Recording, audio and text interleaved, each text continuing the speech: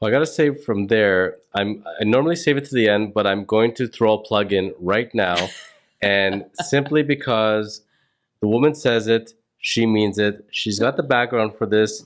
She's getting it. So first of all, I got to tell you, your website, forhealth.ca, besides people being able to contact you to figure out as far as coaching them one-on-one or groups, which you do as well, you offer a lot of material on there for people to read as far as understanding, and you put so much material out there, including meditation. Tell us more as far as even, how are you able to produce, written content plus meditation like that?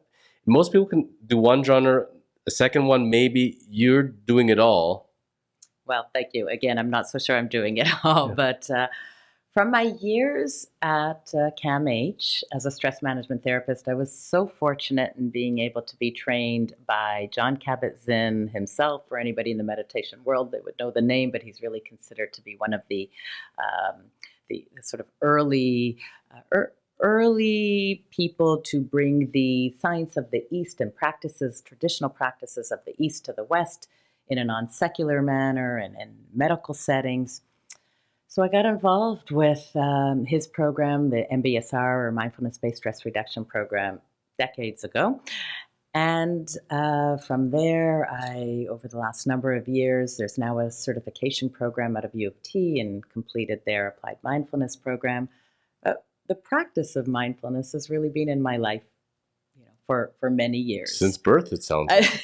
Well, I'm not so sure about that, but for a lot of years, and it's not, I could say that, in full disclosure, that I don't necessarily sit daily or for long periods of time, but it's there. And I've also had a pretty committed yoga practice for about the last 30 years as well. And so between one or the other, and if I'm not running or walking my dog, there's some kind of meditative or calming practice going on in my life.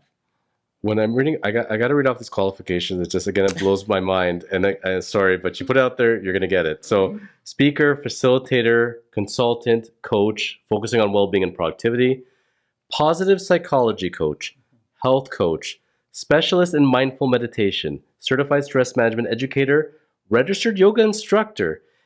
In my world of my aha, and when you talked about how, almost like from the womb on, as far as you've always had the curiosity, doing yoga at 9, the life journey you took. You're such an aberration for me because I've never met somebody who was able to clue in so early. I feel a lot of people that I meet are very similar to, I see them in myself because I kind of went through this years of kind of sleepwalking through my life, not living in the moment, looking for the next thing, never enjoying life, not feeling good about myself, not having a good self-image of myself, and just kind of just like shadow walking through life. And it was around my early 30s when I found yoga, found meditation, started putting time into it, hated it, couldn't sit through it, couldn't go through it, and kept telling myself, if you're not good at this and you're not able to do this, that means you have to do this. It means we're onto something here. And that aha moment, and I remember my aha moment, it's when I was in Shavasana in yoga before a class, and I pictured myself in Shavasana in a coffin, in a box, telling myself, this is where you're going to be one day when you pass. This is what it's going to look like. It's going to be over one day. What are we doing? Are we living here? Is this the life we want? Seriously? And that was my awakening. And it was very powerful. Yeah. I was bawling my eyes out. I could barely do the class. And then I made the conscious effort, I am going to work on me. I keep trying to help everybody else. I'm trying to, make a difference in the world, but I'm neglecting myself. And how am I going to help anybody else if I can't help me? And that's when I started the journey of self-development. Heard this before at all from people? I have, yeah, but maybe not as much as I wish I had. And you're very fortunate because that wake-up call is everything. And to be able to see the fact that, if we keep giving and giving and giving to other people, we'll run dry, literally. We say that, we need to fill our cup. We need to be able to, it's sort of the old oxygen mask, theme, that we need to put that on first if we want to be of any use to anybody else and in the way that we want to be to be able to show up for other people is with the kind of energy, vitality, focus, health, all those things. Well, so kudos to you. Thank you. I appreciate it. And I'll tell you that it's almost like there's an addiction feeling to it. You're addicted to hating yourself. You're addicted to hating life. It's bad outlooks. It's really hard to work out of that. And I would tell you that for me, 30 plus years living like that, I conscientiously think about it every day. It still does not come natural. I want to get into those habits where I wake up and feel anxious and be stressed about what I have to do and how I'm going to get all these things done. And why is this person reacting badly to me? And things are not going my way and life's not fair. And those cycles, it feels like you're like running down the drain. Yeah. And it's so easy. No matter how mentally strong you think you are, it's not easy. No, it's not. And we all go through that too. Just so you know, again, don't think for a moment that I don't have those same kinds of thoughts and tough days, and life doesn't, as we all know, go according to plan or feel fair. And we've all lived that over the last couple of years. So it is, I'm constantly digging down for those resources and those skills and strategies and what do I know? What do I know from science? What do I know from my own life that is helpful for me? And I think that's a very strong message for the audience listening, because for so many people, if not almost everybody, if they're being honest with themselves, they think to themselves, my issues, my problem, my life, it's my thing. I don't think that anybody else understands. Nobody's going through what I go through. And they think that they're an isolated incident. And that's where I think even, if they don't want to get therapy or some sort of coaching, life coaching, even when they sit in a group and hear other people's stories, they can say, wow, okay, they get it. I'm not the only one. And that's a very powerful thing. It is very powerful. And there's a whole science of self-compassion. There's a woman by the name of Kristen Neff, if anybody wants to check her out. And her work talks about the fact that we really do need to see ourselves as part of an extended community, and to know that we're not the only ones suffering or experiencing hardship. And that the research has actually found that just that frame, that perspective really helps us to move forward, to move through whatever it is we might be dealing with. So, when we're growing up in our respective households, especially you and I growing up in our, Jewish households with our Jewish parents, if they came from Israel, wherever they came from, one of their famous lines is, I know everything's my fault. You might as well blame me.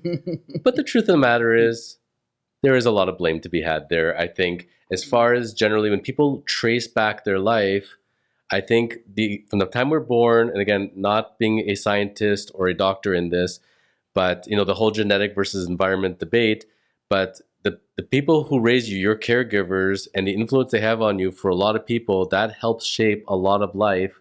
I can tell you, I can sit with guys my age in their 40s and 50s and we talk about it. And there's a lot of trauma out there, because there was a different way back then, as far as more discipline, more assertiveness, yelling. Those were the norms in those times, many, many generations ago. A lot of people went through. And I talk to people who can be an executive and very successful in what they are, and they manage their lives very well. And you bring them down to it, and they're back to that 5-year-old in trauma. Yeah. No, that's possible. So I never want to sit and blame mom and dad for it, but certainly I think it's whether it's the parents, particularly as far as the experiences they brought. It could be a teacher, it could be a coach, whatever it is.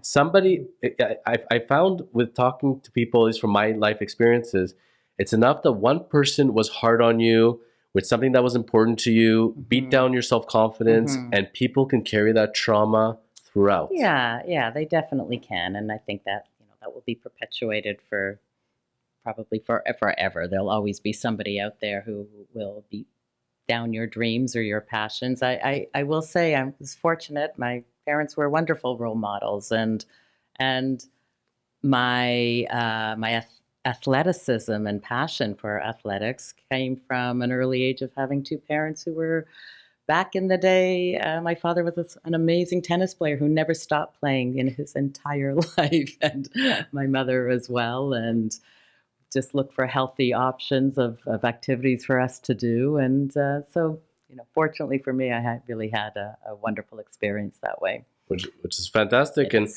on the same token, I was going to say there's always two sides to the coin, but also no matter what stage you're in life, when you have those role models, whether again it's a parent, it's an older sibling, again a coach, a teacher, somebody that believes in you, plants seeds in you, and gives you that courage, that energy. It's amazing how much it can take. But that's where again, it's sad when somebody doesn't feel good and they isolate themselves versus being around people that can help support you, love you, and having that community is very big for people. And that's where one thing I always advocate for somebody that, let's say, is a close friend or a family member or somebody that says, I'm really down right now, I don't feel good. Think of some people that make you feel good about yourself. I say to go out for a drink with them, go for a walk, anything. It's so therapeutic. Absolutely, and we need people around us, and that's a huge piece that's come out of COVID is all of the isolation, and there was so much written about the impact of all of the distancing that we had, and there's so much science behind the need for us as humans to be connected, to have a sense of belonging to other people, and we lost that for a couple of years, and some people, of course, more than others, depending on your situations, but always to be able to reach out to a friend when we're not feeling well is exactly what we need. But it's hard because when we're not feeling good, we don't feel like often we don't want to be a burden. We just aren't feeling, joyous and happy. And so why would we reach out? And it's a sort of a little note, I think, to put up on our mirrors or doors somewhere to say, if you're not feeling well, reach out. It is just about the most important thing we can do. And always great to have that friend who makes us laugh and to reach out to them, particularly more than anybody else, if you can have a good laugh with somebody, even when you don't feel like it. Because it changes your brain. It changes your hormones, your biochemistry, and we actually will feel better. But for us that have been on this earth for long enough, we've coped, we know, but we've gone through those developmental years. Imagine, I can't imagine what it'd been like starting grade 1, starting grade 5, grade 7, and doing that at home, not having the socialization, not having the teachers around me, losing those developmental years. I can't imagine what the adolescents growing up to teenagers, what they've gone through. And I think we're not going to see that for a little bit of time, but I certainly think that when you lose those two core years for people in their development, might be difficult for them in the future as adults, I'd presume. I would think so. And, I can only imagine, like everybody else, I don't have the looking glass on that, but I believe that we won't really know the effects of all of that for another couple of years on younger people.